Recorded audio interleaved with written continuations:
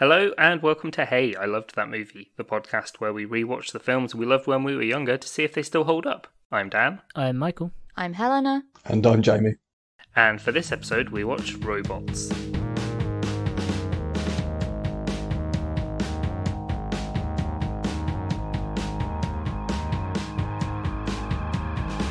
I like this film. I've seen half of it before. Yeah, I feel like I've caught a bit of it before, but I've never actually sat down and watched it.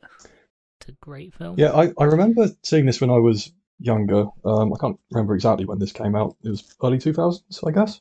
2005, I think. 5. Yeah, so I would have been pretty young, like in secondary school, I guess. And I remember liking it. And when I went back to watch it, I wasn't sure if it was going to be like one of those hidden gem type films where it turned out to be that it was really good and it's just underappreciated. And I don't know, I guess if it's a gem, it's probably one of those kind of like imitation ones that's made of glass or something. So, you know, it's respectable, but kind of cheap, you know. How dare you? How dare you?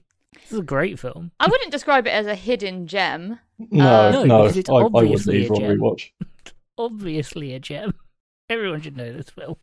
I did like just how ridiculous all of the robot jokes are and just how much they lean into this is clearly for the adults too. Yeah. Like literally one of the first bits is that this robot's being born and they're like, don't worry, making the baby is the fun part, and they've just got a box that they've got to build it out of. I mean, I don't get that though. Like, why do you build a robot baby? I mean, I get it's there just for the visual gag, but like, what's the point of building a robot baby? It's like Robot of Theseus, and they just replace all the bits over time until you've got an adult. But just build an adult robot. That happens to the human body. That happens to our bodies as well. Everything gradually falls off of you and grows Jamie, back. why did you have a baby when you could have just had a fully grown adult? I mean, that is a good point. That would have been a lot easier. I don't think it would have been as easy on page. That is true. That is true. It reminded me of a book and a joke, coincidentally, that confused me a lot as a kid. When I started heading towards puberty, I think when I was about 7 or 8, my parents got me a book called Hair in Funny Places. I don't know if you guys got given the same one. No. I didn't, but I feel like I've heard of that kind of thing. Yeah.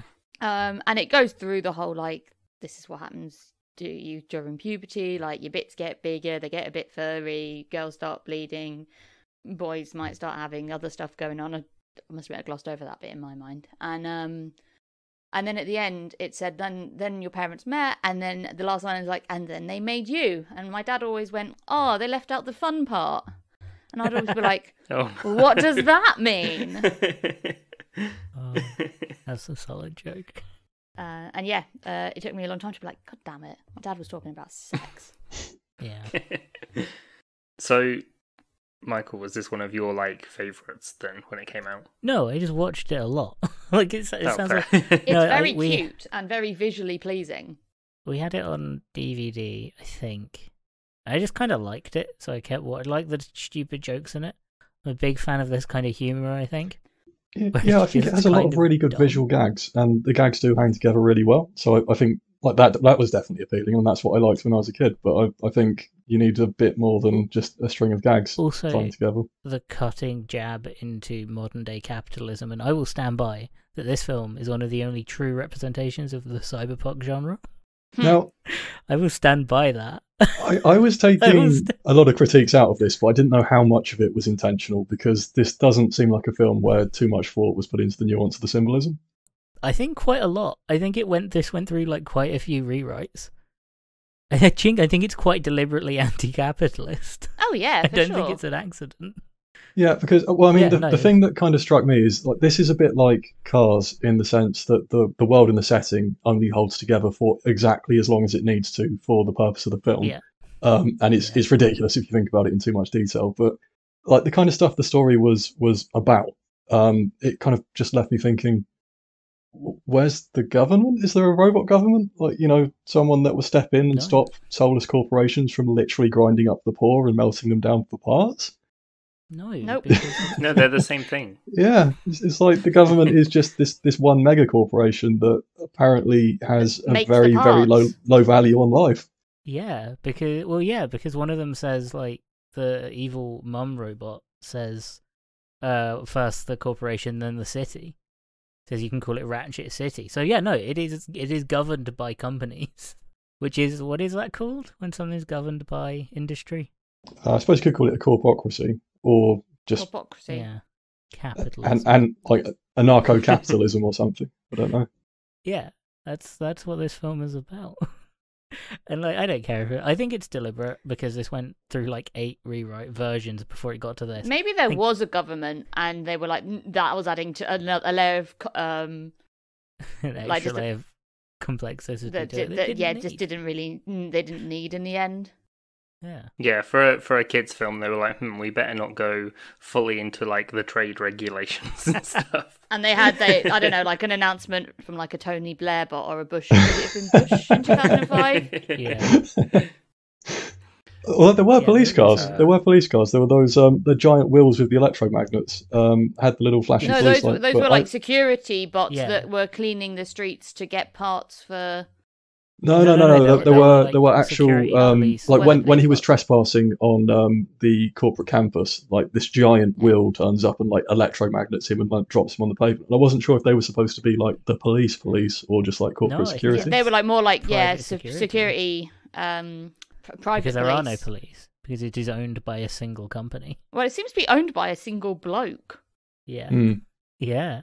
And it's like, well, it's fine when if it demonstrates that like it's fine when it's a good bloke. Yeah, and but this it's was not when it's a baddie. Exactly. This was one of the areas where I wasn't sure if there was a bit of like unintended symbolism going on, because like the whole like criticism of like corporate bad guy is bad is pretty superficial and like worn on the sleeve. But at the same time, it's also making the case that change only comes through great men. So first you have the great man, Big World, and the world is good. And then you have the great man, Ratchet, and he's bad man, so things are bad. And then Rodney turns up, who is also a great man, but he's a good great man, so things are good again. So like nothing happens through like any kind of collective action, or like the robots rising up. All this stuff only happens because Rodney turns up and runs them. Yeah, but only because a great man turns up and rounds them up and forces them to do stuff. Like none of it is spontaneous or collective. He encourages them. Yeah, he gives them the ability to. But they're cut off from their supply of parts, their healthcare. He provides healthcare / parts, gets them well enough for them to rebel. But I mean, at the same time, until Rodney turns up, this great and mythical leader, all of the poor robots that are dying from the parts, like lack of parts, they're literally cannibalizing one another. Literally, when he arrived, that they discontinued the parts. Yeah, like that. I mean, he. Yeah, he but was I there imagine like him. If he wasn't there, if he didn't exist, then if we didn't have a main character, it would have been a shit film. That's true as well. Yeah. If you have a corporation where the goal is to destroy the people, and the people are made out of robot parts, what's the first and you assumedly make all of the parts that these people need to live. What's the first group that you get rid of? It's the robots built for mechanics. Get rid of the mechanics. Get rid of the builders. Yeah, take the they did. Take away from the means of construction. Yeah, which they did. Although I have like thinking of building robots, I have a question about what counts as life in this film as well. Yes, because that was my first question, no. and this is where it immediately falls apart. What is life, and what is grease? Because they sort of imply that it's blood at the end of the film, but at the start they use it like coffee. They kind of use it as like coffee / washing themselves in it. Anyway, life. He makes a little doodad. Yeah, is it a child? Is it a dog? Is it a Frankenstein's monster? How does he make life? Well, considering you physically make baby robots, I assume life is literally a creation in this. Life isn't a But when thing. does life it end? also raises other kind of like weird ethical questions about the robots verse as well, though. Like when you first get to see the Big World boardroom, and all of the other directors around the table are kind of like these sycophantic yes men, but they all look identical. They're little spheres that look like mini Big Worlds. And it made me wonder, are these like custom-built corporate drones as like a corporate ruling caste system? Or is this like a uniform where they've had to body mod themselves to look like the CEO? I I assume it's body mods because and like fashion even... trends, like these guys all want to look like each other. Yeah, and because even like because the main boss, the Ratchet, is like he isn't naturally shiny. No, those are mods. So I assume it's just mods. They're just trying to follow whoever. You can decide at some point in your life, like, you know what, I'm done with legs. Stairs, not my issue. Balls are where it's at. I'm going to be a round boy. You can decide if you want to have the biggest ass any robot has ever. Which, I like the idea that she decided that. She chose that. Jennifer Coolidge chose that. Yeah, speaking of cast members, what a cast! I didn't realise that. I thought this was just voiced by like professional voice actors. No. Well, you see, Rodney being voiced by Obi-Wan Kenobi means that's why he built the flying robot, because he is just compelled to seek out the high ground. So yeah, he just can't. So who else is in this? Because it is a lot. Amanda Bynes is the girl with bunches. Bynes is Piper. Robin Williams is in this as the red dude, crazy photographer guy. Yeah. And I say photographer, that's what he is at first. He's just kind of a them. He's a scavenger. Yeah. Halle Berry is the main girl. Oh, fuck, it was Halle Berry, wasn't it? And then Mel Brooks is Big World. Oh, this film's great. I want to go through the story, but I don't know. I feel like we need to talk about the fucking anti-capitalist background first. Yeah, the basics of the story is that it's been taken over by a corporation that's going to scrap all the smaller robots, and so he makes them rebel. The corporation's always been in charge. Yeah. It's just been taken over by...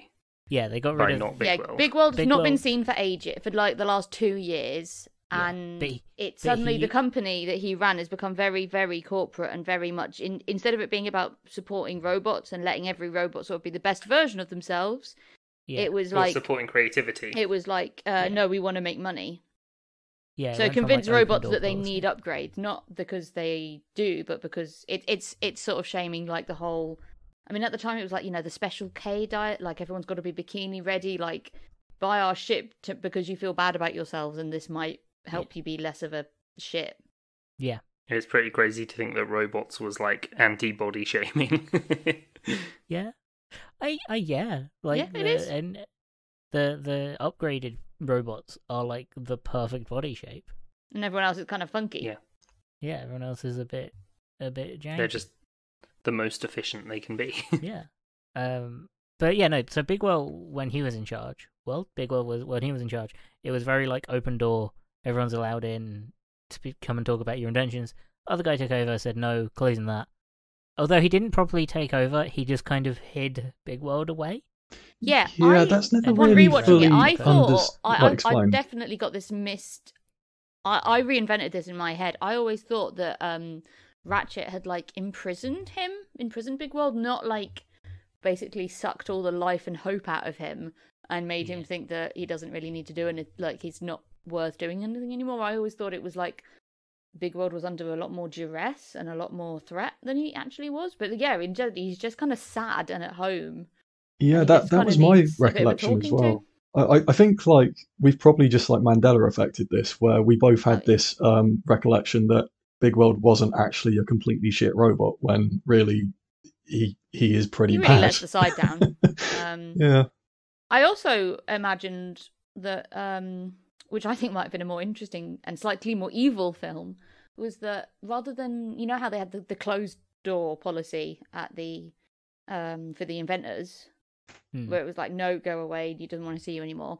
I thought that it was still open door, but actually what happens is that they were then basically abusing the inventors, so like making them, like forcing them to then come up with more and more stuff for capitalism, and like sucking their like imaginations dry or whatever.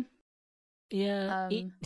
But yeah, they just don't, it's just not a thing in the film. And I was like, oh, I fully made that bit up in my head.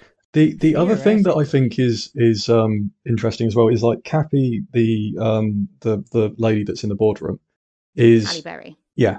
She's kind of like portrayed as the voice of morality in the corporate structure. Yeah. But the thing is, when they break into the Big World Ball and then get chucked out, they're like, well, take us to Big World. And it turns out she actually knows where he is.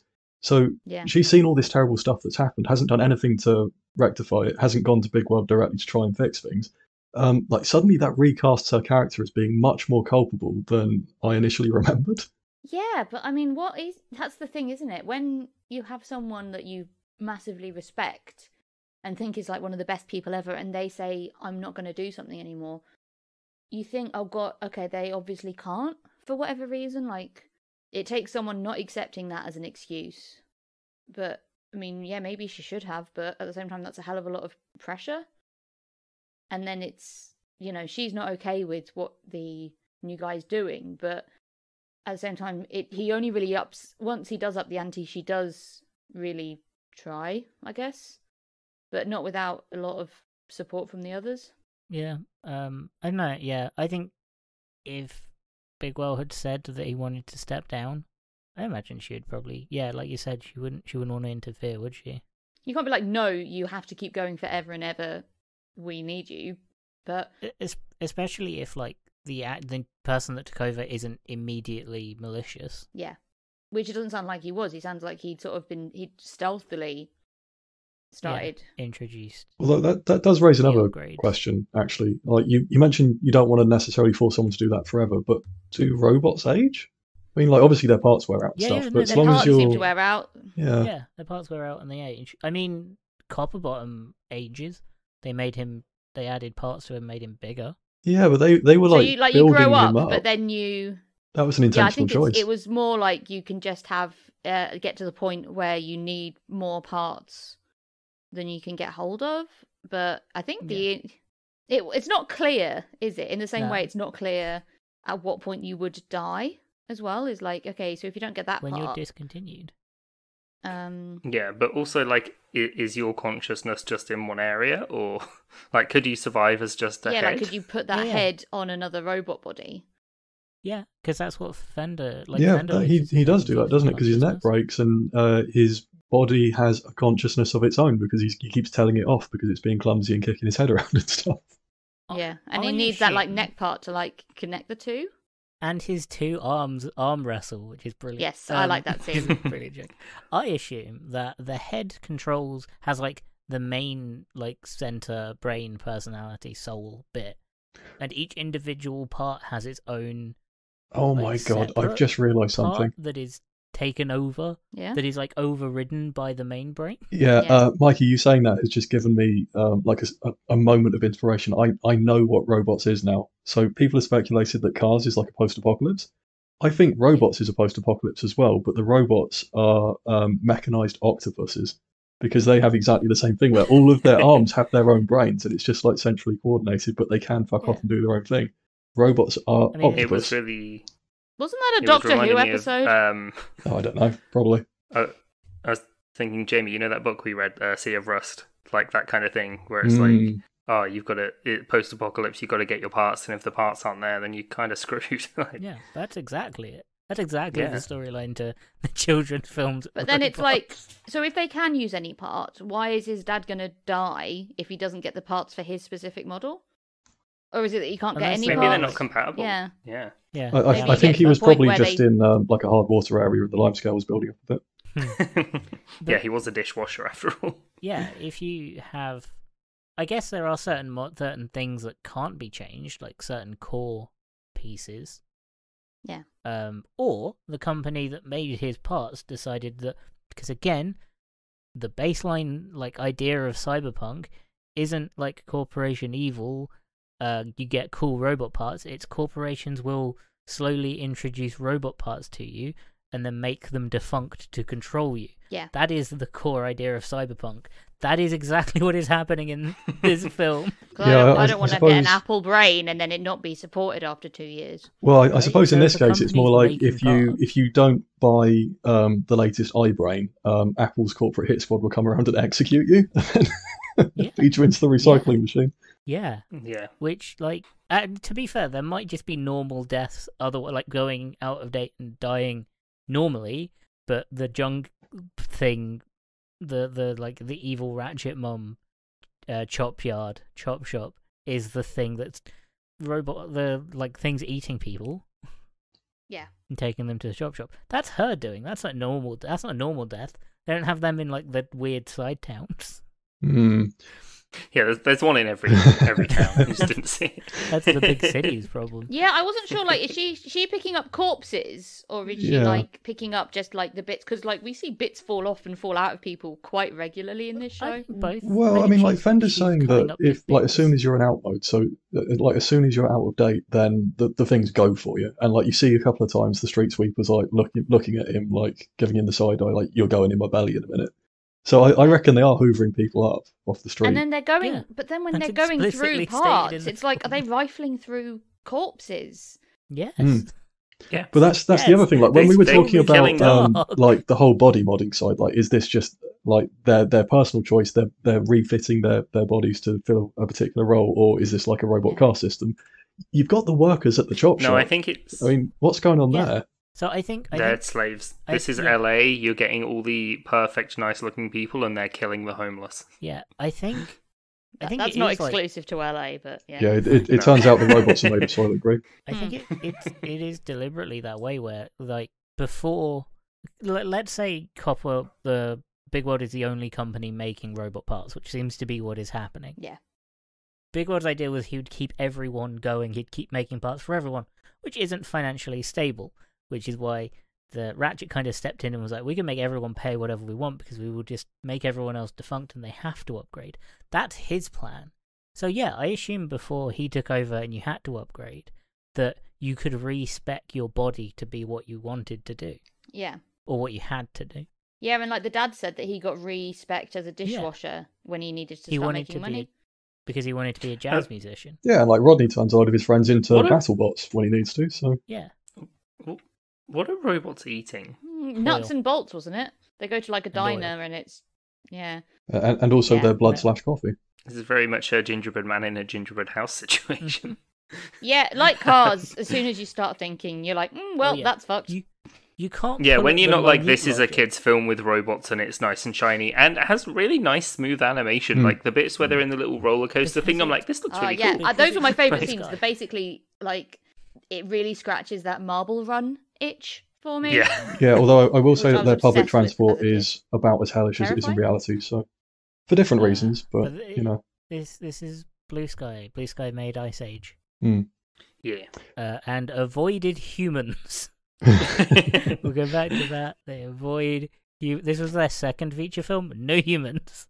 I mean, they're more. I'd argue they're more human than they are animal, but they're humanoid. But remember the face, the specific. Yeah, you can forgive a lot of the faces in this look deliberately like robotic rather than in Ice Age nightmarish. But they were just they're flat. They look more human in this than in Ice Age. Definitely. We should probably explain. So the story follows Rodney Copperbottom, which is a great robot name. Who grows up in an outside of in like small town, wants to be an inventor, keeps hearing Big World. What's his name? Big World say, like, be an inventor, come down to our industry, we'll talk to you, we'll take you in. Yeah, he was like, I'll listen to any idea. I'll listen to every idea, basically. Yeah. See a need, very socialist. Yeah. See a need, fill a need, be the best. What's his slogan? Other than see a need, fill a need. Is it so we can build the best you? It was like be the best you can be or something. But it was really cool. And yeah, then he goes off. His dad's a dishwasher. He tries to build a robot to help him with the dishwashing. He realizes it's fucked. His dad's boss is mean to him in like the worst way. Oh, it's you can shine no matter what you're made of. That's it. So he goes off to the big city. Yeah, he's like, I'm going to be an inventor and I'm going to make lots of money and I'm going to pay back my dad's boss for trashing the dishwashing room. Yeah. Because the bot that he makes is pretty fantastic, but it gets shy, and when it gets shy, it fucks up. Yeah. I mean, that's relatable. It's really sweet. Yeah. Yeah, performance anxiety bot. Yeah, then he gets to the city, finds Fender, who is Robin Williams. Yes. Yeah. I'd say a low-level con artist. Well, yeah, he's quite skeezy at the start, and then it's kind of like that bit's forgotten. Skeezy throughout. Yeah, I suppose. He tries to steal Copperbottom's foot. I did like the bit where they're in the like public transport thing, and he's like, "Oh, I remember before they had this giant hammer. Oh, they brought it back. The best line in that whole thing is, don't worry, I know this fiddle at the back of my hand. Well, that's new. Yeah. I remember that being like everyone's favourite joke at school. That's so funny, though. That's why. Because it's funny. It is great. Like, just so many little like, jokes. every other line in this is essentially just a dumb joke or ridiculous pun. Yeah, And Yeah, it's it's not insane. quippy, but it is very punny. it's a lot. Yeah, it's a lot of little individual jokes that aren't necessarily between two people. They're just sort of in the world. Yeah. They go to the company.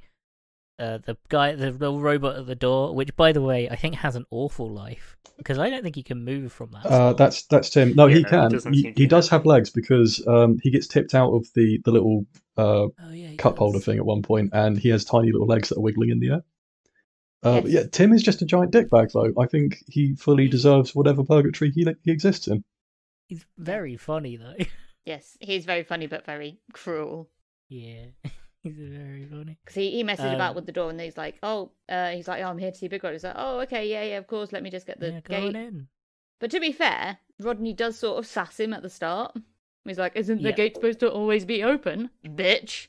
He didn't say bitch, Yeah, but you know the he's tone, sick of tonally. it. It's like kind of like anyone that's worked in retail where someone comes up with a barcode that won't scan and they're like, so does that mean it's free? Yeah, and you're like, "Kill me now." But yeah, he has the power to fuck with you. Unlike Yeah. people that work in retail, this man has the power to fuck with you. Yeah, it would be like if And just slam the door. someone in retail said yes, take it, and then you got arrested. Oh, that's great. That's a great idea. And be like, "You're banned from the store." Oh, that's such a power move.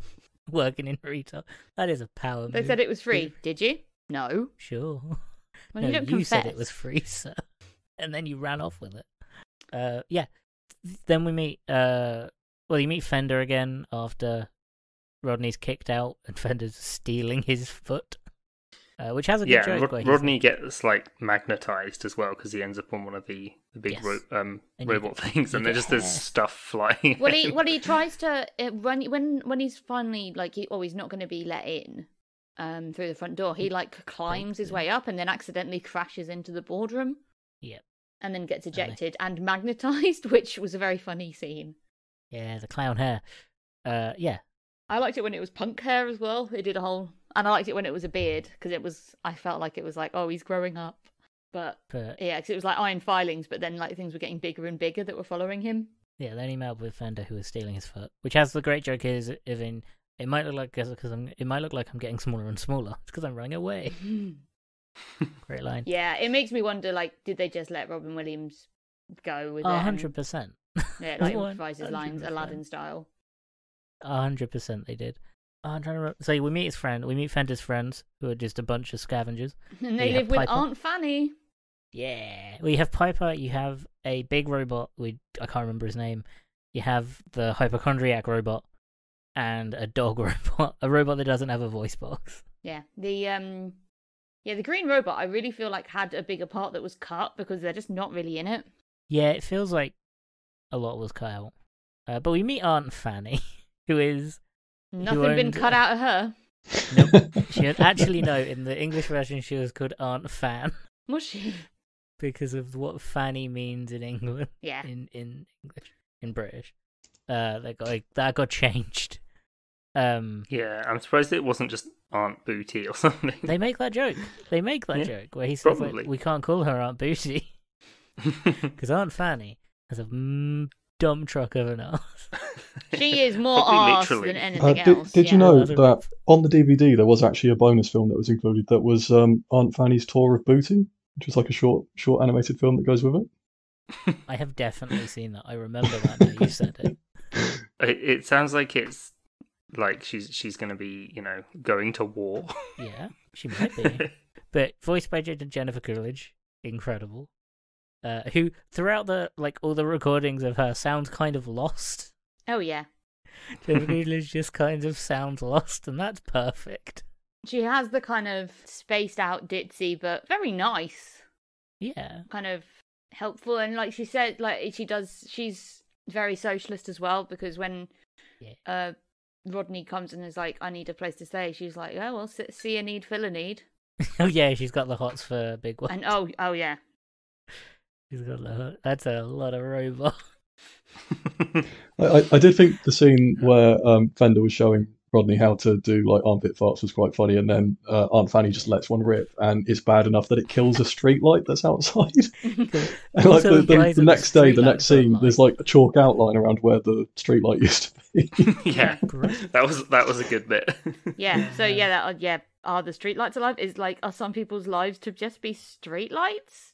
Yeah. If you think that's bad, the toilet was a robot. Yeah, and like do robots shit in robots? One that really set me off as well is when he's calling home to say that he's going to be coming back. The phone is alive and comments on his conversation. He's like, "Your father loves you very much," and then tries to sell him a phone package. And I'm just thinking, like, just like one, the horror of that being your life, but two, just the pure invasion of privacy and the monetization and the commercialization of everything.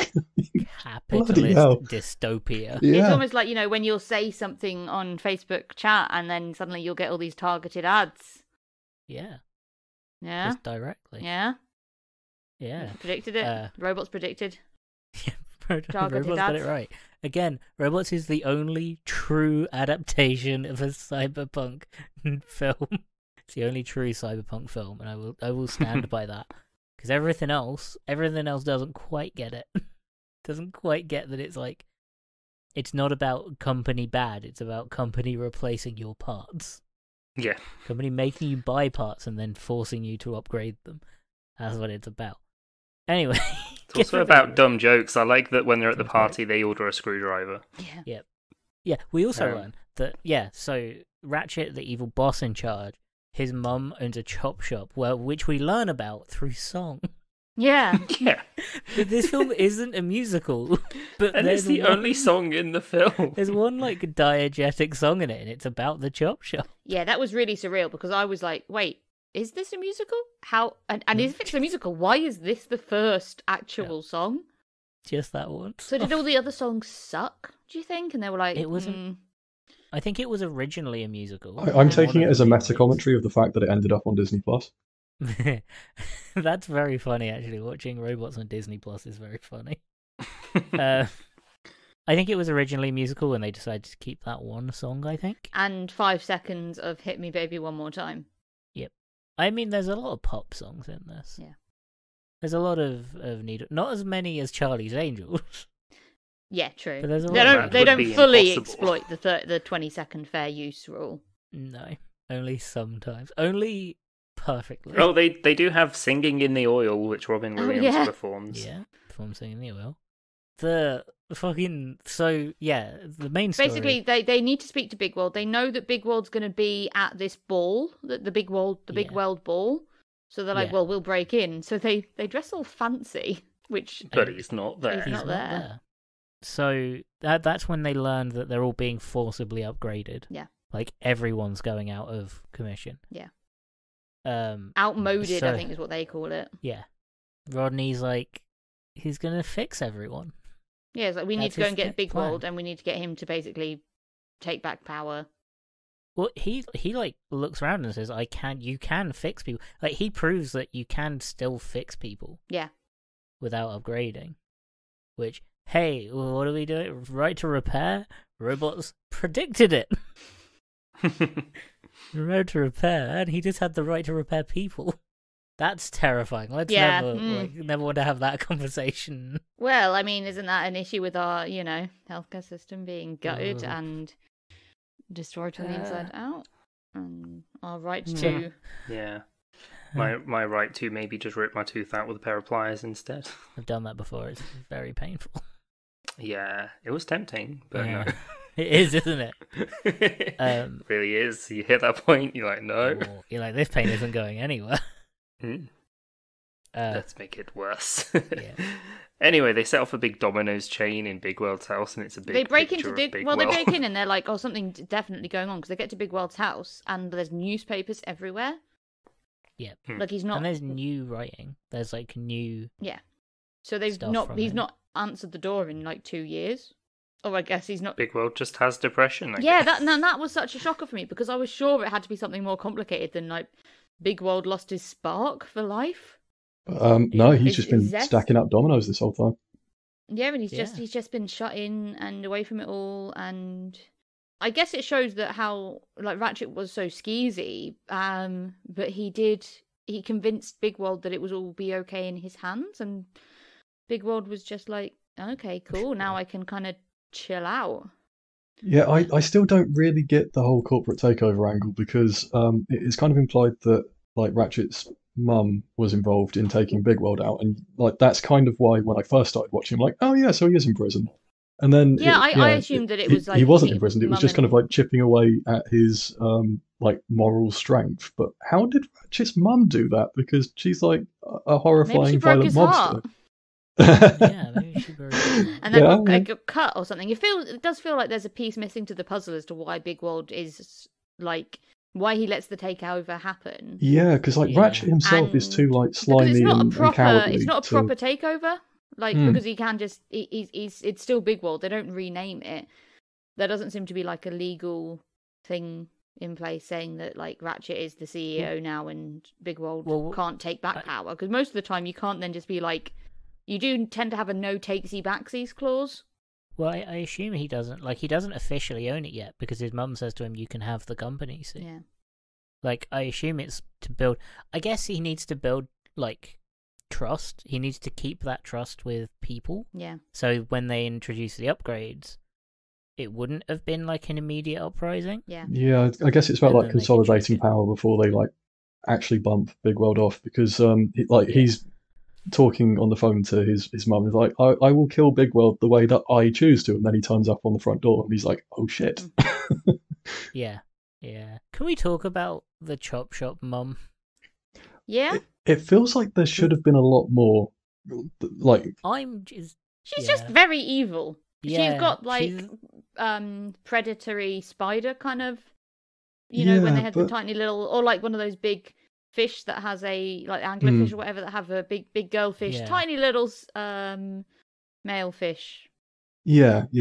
But there's kind of like an implication that a lot has happened in the background or off screen, and like it all kind of revolves around this character, but we don't get any of it in the film. Yeah. No. Not that. I'm gonna believe that she's the long lost sister of Aunt Fanny. I am so disappointed we didn't get an Aunt Fanny evil mum robot fight. Yeah, that would have been good. That would have been amazing. Though, like Aunt Fanny was evil pretty mum good. robot voiced by Jim Broadbent. So yeah, I mean, Aunt Fanny was pretty good in the Chop Shop fight though, because I thought it was funny because she was like swinging this frying pan at these little robots, missing every time, but like the back swing on the frying pan was her butt flying around and smashing them all instead. So the follow through took him out. Yeah, she has a dangerous bum. Yeah, and she's not afraid to use it. Well, she's aware she's using it. Oh man, yeah, that's pretty much like Copper Bottom returns. Big World returns. There's like a fight to stop the Chop Shop and stop all of that, and then they're in the Chop Shop. Yeah, Rodney and Fender are like to Piper and the mum like, no, you stay safe. We're gonna go and get them and get Big World, sort this out because Big World's captured. Yeah, Big World gets captured and they're going to incinerate him. So they go off to get that, and then in the background, Piper like obviously gathers up the revolutionaries and comes charging in. Because it looks like, the battle is lost. They're really outnumbered by the evil Chop Shoppy workers. And it's like, what's their motivation to keep working? They're just bad. They're just evil people. They're just Nazis. It's got nothing to do with capitalism, so they weren't looking at that as a thing. But yeah, no, all of the people that he fixed come to help him out. Yeah. Prepared for battle. Fender has a skirt. Fender's dressed like a Valkyrie. Yeah, I mean that was the one bit that had very 2005's vibes. Is that Robin Williams' character gets a skirt and then starts acting like a woman a bit. Yeah, it feels like. I mean, we can talk about gender in the robots universe. Yeah, and I was just like, that's just another can of worms you're opening up there for you guys. When Rodney's growing up and he's given the like female top for a bit as well. Like, he doesn't look very happy about it though. Well. No. Sex isn't a thing. Biological sex, like sex as a thing, as like a concept, isn't a thing. Only gender is a thing in the robots universe. I really don't. I mean, I'm now thinking about it, but I don't want to think about how Bigwald and Aunt Fanny are going to have sex. Yeah, considering he had like a love pad in the back of his car with like a water-burning candles in it, like clearly they're doing something, but yeah, it doesn't really bear thinking about. Just rubbing each other in grease. Ugh. Yeah, because they like sex isn't a thing. Like the act of sex isn't a thing. And they just plug into each other and yeah, like the Avatar hair. Yeah. And yeah, it's fucking. Don't think too much about it. But yeah, so do you think when the Avatar Smurfs were telling Jake Sully that they'd ruined their world, this is what they were talking about? You ruined it with the robots. Mm-hmm. That's it. Yeah. So yeah, they have the chop chop fight, fucking incredible. You have the 3 seconds of Britney Spears out of fucking nowhere. Yeah. It really was out of nowhere. Really out of nowhere. It's amazing. Because it just ends... Fender is just he's surrounded by these chop shop robot workers, and he instead of fighting them, he just starts doing a dance, and they join in sync. Yeah. And then he takes them all out with like a big move. Yep. And it's like, okay. And then we're back, and then it's like nothing else had happened. We're back to other. Yep. And it's like 20 seconds of Britney Spears. There's nothing else like that in the entire film. And it makes me think that there were, and then maybe they couldn't get the rights, or it was too expensive, and kept cutting things. This film does feel like a lot of it was cut out. Yeah. A lot of like random scenes that bring out make sense together. The robot Snyder cut. Yeah. The 3-hour cut of robots. It feels like they cut a load of little is a thing. When I was like looking around for interesting things about the film, apparently the directors want to do like a legitimate director's cut that's inspired by the Snyder cut, and I cannot even imagine what that would look like, or just why? Just why though? Because it'll explain the big world thing. We'll have so many. Yeah, there's got to be a better why does he lose his spirit? What happened? I assume a lot of what they cut out was really fucking dark. Yeah. They're like, it's a kids' film. Can't do that. Yeah, like I'm imagining also like the slave robots in the bottom. Maybe they're like ripping out part of their like AI that makes them sentient. Right. Like and like just leaving that, like just chucking all of those into one like horrible like bin full of souls that's just screaming. Yeah. I imagine like that. I have no mouth, but I must scream, kind of thing. Yeah. Yeah. The big Scooby Doo cauldron. Yeah. And then it gets injected into a small dog. I do like at the end when they wrap it up and then they take Big World to his little hometown, and they give the dad a trumpet. Yeah, he gets and 2 boxes full of his parts as well. Yeah, and that just seems like he's like, it's a fusion of jazz and funk. It's called junk. Yeah, but like just putting someone on a stage and giving them a musical instrument and saying, "Hey, when you were a kid, you wanted to be a musician. Now play in front of this crowd." I feel like they probably cut out more as well, like his story of wanting to be a jazz. I loved being a jazz. He probably had had a flashback or something where they showed him like being a really good musician or something that they cut out because, a bit harsh. Yeah. But also implied in the film, because there's a scene during the fixing parts where they're fixing all of the outmoded robots. There's a scene where the robot that doesn't have a voice box steals an opera singer's voice box and then can opera sing. Yeah. So is it just a part that you get? It's implied that there's just a part you can get that then gives you that talent. Well, you'll notice as well that it's like in the Matrix when you changes his personality completely with whatever voice box he has. So. Yeah. So assumedly, like there's something in the instrument or like one of the upgrades that he has. Yeah, all that got taken out when he became a dishwasher. It's an additional part though, rather than like it replaces a part that he's already got. Like, so the instrument, like it's separate to him. There's a musical talent microtransaction. But then the robot that can't talk, or maybe sings. like mechanical music instruments are just real easy. Yeah. So yeah, the robot that can't talk sings James Brown. Yeah. Oh, it's such a bizarre ending, but it's so good, and it's such a good song. And Big World gets with Aunt Fanny. Yeah, obviously. Oh, there is a great joke about him fancying Aunt Fanny back as well. because he's like, "Oh, I'm gonna help you, and I want to get to know. I've got to get to know your aunt or something like that." And he's like, "Why?" And he's like, "Well, I'm a big man, and I like." And it's Charles Owen's like, he meant obviously, why do you want to help us now when you didn't before? Yeah. And no, they are. When I say made for each other, I mean that sort of literally. But logistically, I don't want to think about it too much. Yeah. Yeah, no, I do not want to go searching for any of that on I'm Google. going to. So I have a few questions as well. Now that we've recapped the story, there's some random bits of trivia that I want to pick apart because, as we know, this is a world and a setting that really stands up to scrutiny. So this isn't low-hanging fruit and a total waste of our time. But yeah, have you listened to this podcast before? That is entirely. That's our new slogan: low-hanging fruit and a total waste of our time.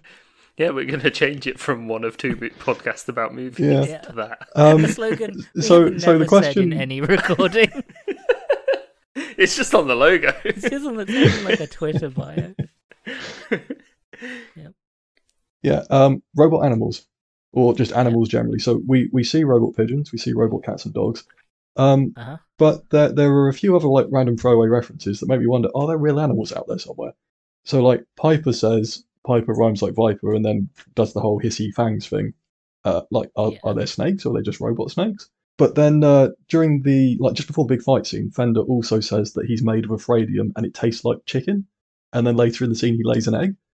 Like, tastes like chicken. Are they talking about actual chicken, or is chicken something completely different in Robots World? Well, if we're assuming that Robots is a capitalist dystopia that's post-apocalyptic, I don't think we need to assume that there were. I think we can assume that it is pretty clear throughout the film. That means that there were humans at some point, and maybe the idiom of "it tastes like chicken" stuck around. And it's also that's Robin Williams every time, isn't it? Like his genie was very film breaking with his references. But yeah, no, I think I like to think this is post-apocalyptic. All the humans are dead. It's only robots run by one single company. And yeah, the idiom stuck around. Maybe they don't know what chicken because is. They're obviously descended from octopuses. Maybe that's why the society is structured the way it is. It's just like a corporation with its tentacles and everything. Maybe that's how octopuses like their societies. Yes. Well, what other stuff have you got to low-hanging fruit you got to waste our time with? How upset do you guys want to be? Pardon? How upset do you guys want to be? Is it about? I mean, it's 2022. Yeah. I think we can take a lot of upset at this point. Because, I have found something. I hope you're not sharing Big World porn. Oh, it's not Big World. It's not the pairing I expected. I've just seen what that link was pop up in the corner of my screen. I'm not clicking that. Huh. I don't like that reaction either. No, that's pretty bad. No, that is pretty bad. Yeah, I'm not gonna share this. We can't tweet this one, guys. No, just put this in the description field on Spotify. It's fine. No, this is the Patreon only bit. Is we're just gonna post robots porn that Helena found. So before we go into a horrible place, what was everyone going to give this out of 10, and did it hold up?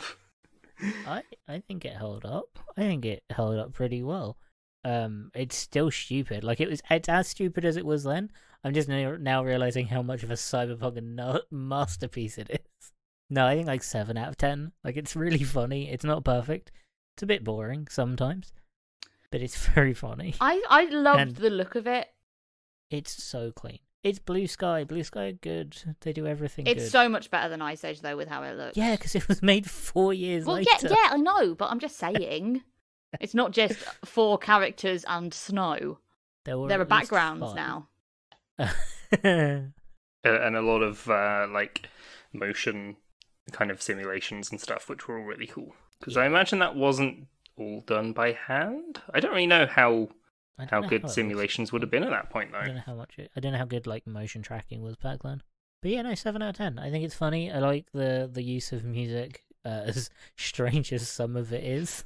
I like the dumb jokes. Yeah, I want the full cut and the full soundtrack. Oh yeah, no, release the robots cut.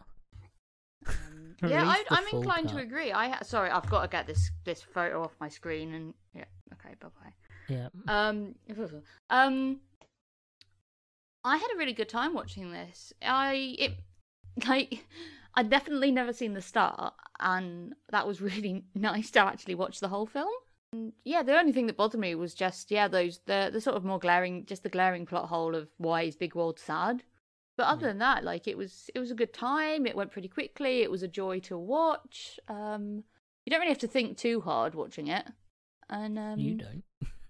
I really all those like sort of physics reactionary like the transport and the people falling off stuff and just missing things and going it's like that. Oh, that is like one of my favorite things. I loved marble runs and like dominoes and everything like that as a kid, and this is just fantastic for that. Like it's so beautifully done, and it's a bit pinball-y at some points, which I do like, obviously. So yeah, I'd say 7 out of 10 big old fannies. Jamie, we're gonna know, but Jamie, what are you gonna give it? Sure. I'm probably going to go in on the lower end. I'm going to say a 5 or a 6. And You have to pick. Uh, You don't really. I'll split the difference. I'll go over 5.5. I'll allow it. So the reason that I'd say that is because the moment to moment experience, like the visual gags, like the puns, like some of the dialogue is really good, and that's enjoyable and fun. But like taken as a whole, the entire film, it doesn't really do anything particularly fresh or original, and the characters are relatively shallow, and there's lots of things that needs to be developed more for like a really kind of like satisfying experience. And I don't even think it's a kids well, film. yeah, but there are lots of kids films that do a really, really good job of telling a fun story that still has depth to it. They also And like even seemingly on cut like out the symbolic level, I don't think it works as a particularly good critique of capitalism even. And the reason I say that is because it's like a neoliberal's dream critique of capitalism, in that the way that you fix capitalism is just do capitalism better, like just make sure it's ethical instead. But yeah, it should have ended with like, and we're going to publicize what's it called? What's the opposite of privatizing a company? Nationalizing. Nationalizing, that's the one. We're going to nationalize Big World Industries, and everyone's going to have shares, and everyone's going to be able to vote. But instead, it's like, no, Big World's back in charge. I thought that was the implication at the end. No, well, no, it's just Big World is back in charge, and Rodney's his right hand man. So it's, it's still a corporation. Corporation controls everything. It's just it's the good guys that run it this time. No, it's the good guys that are in charge of the autocracy. I thought it was implied that they were just gonna like. They're gonna start making the parts again, but they are. It's not. Yeah, it's not like a democracy. They don't imply that at all. Yeah, there's no structural change to society. No, I think it's like if they change their mind, it's back to them being able to be creative and build whatever they want. Yeah, I guess. And it's like I'm saying, like that's not bad, but it is not democracy. It's not, and we're gonna have we're gonna have election now to see if people actually do want Big World. Yeah, but I suppose at the same time, expecting like the overthrow of the corporate structure and like the revolutionary establishment of the state institution is probably a bit much to expect from a visual gag kids film. Yeah, especially when half of the film is cut out. Yeah, no, that might have been in the rest of the edit.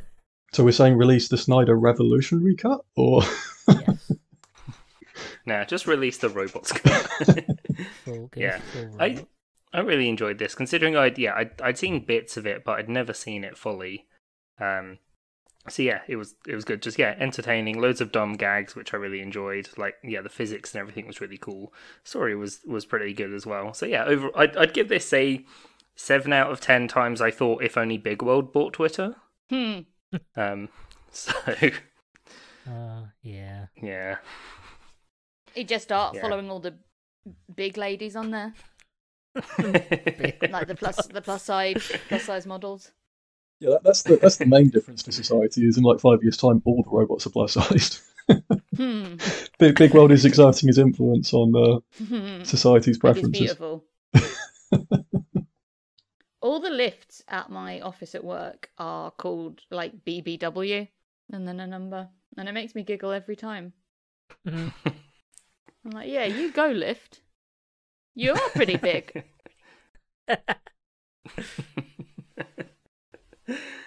Well, with that, I've been Dan. I've been Michael. I've been Helena. And I've been Jamie. You can find this podcast on Twitter while it still exists, and also Instagram at Hilton Pod. That's at HILTM Pod. We're on Discord as well if you want to hop in and please don't post robots. Yeah, porn. this is assuming that we don't get delisted for, robots porn. No, we won't share the robots porn. DM That's probably me. got a copyright claim on that. If you want the robots image we were talking about, just hit me up on Just Instagram. message Helen. Oh, not Instagram. They might be a bit upset about that. Twitter's probably Yeah, what have I Twitter's got to cool. lose? I don't know if that's allowed with Tumblr or not. That's kind of up in the air these days, I think. Yeah, I'm not sure how they are too happy with robot presented nipples. So Yeah, it's not the nipples you need to worry about in that image. no. It's never the nipples you need to worry about.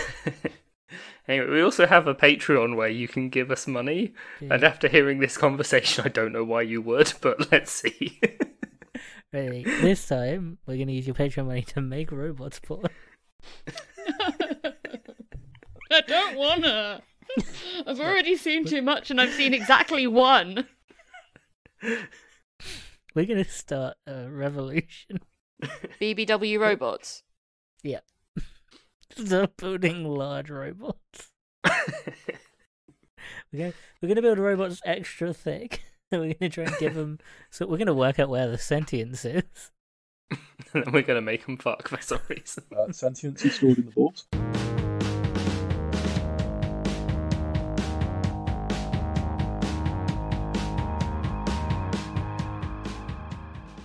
She's so good. Jennifer Coolidge is truly an icon. Yeah, I get the absolutely. feeling no one knows who that is. She's the hairdresser in Legally Blonde, Yeah, amongst Jennifer Coolidge other is an things. But icon. that's why I always remember her for, because she does the bend and snap and breaks the postman's nose. Yep. Oh, we should do Legally Blonde at some point.